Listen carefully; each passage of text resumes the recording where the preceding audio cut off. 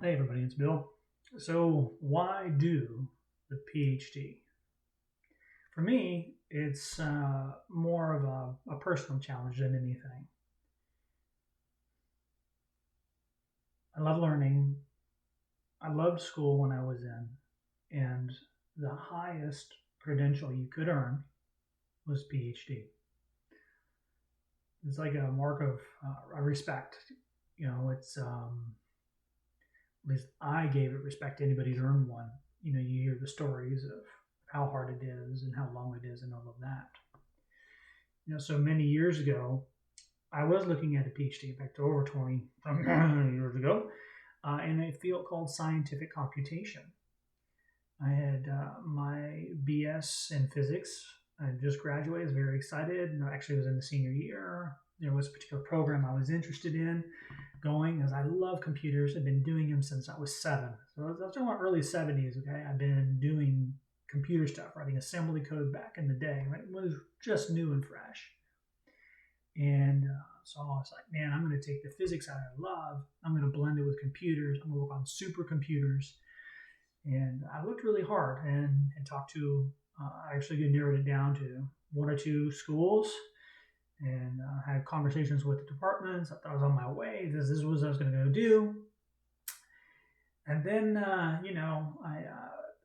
thing called money. And while the schools offered things like a stipend or whatever, there was an opportunity to go join an insurance company and take my computing skills that I had since I was little, blend them with the ability of the mathematics that I had learned through physics, plus some experience I had in the military, which is a different video at a different time.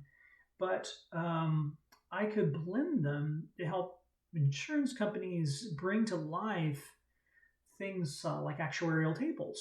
And so the seduction of money was quite strong.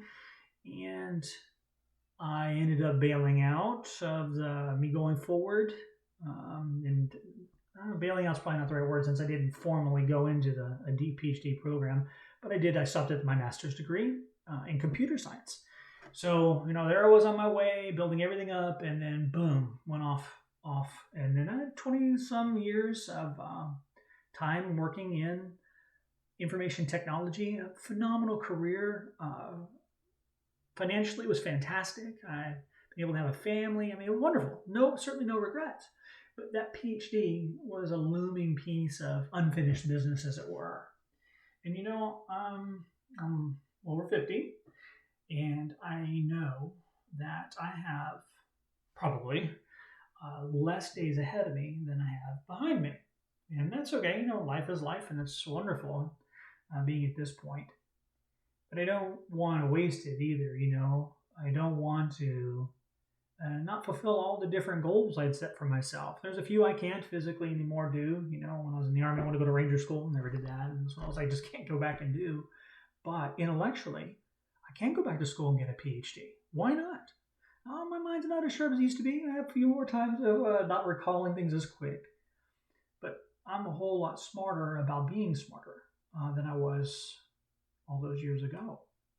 I've also learned that it's the process of getting to a place, not the end result anyways. So I want to go back. Life's a spiral, I want to revisit getting my PhD. And I'm going to enjoy the process. So the right time to do it is now. It wasn't all those years ago, clearly, because that's not the path I took. So that's why I chose the PhD.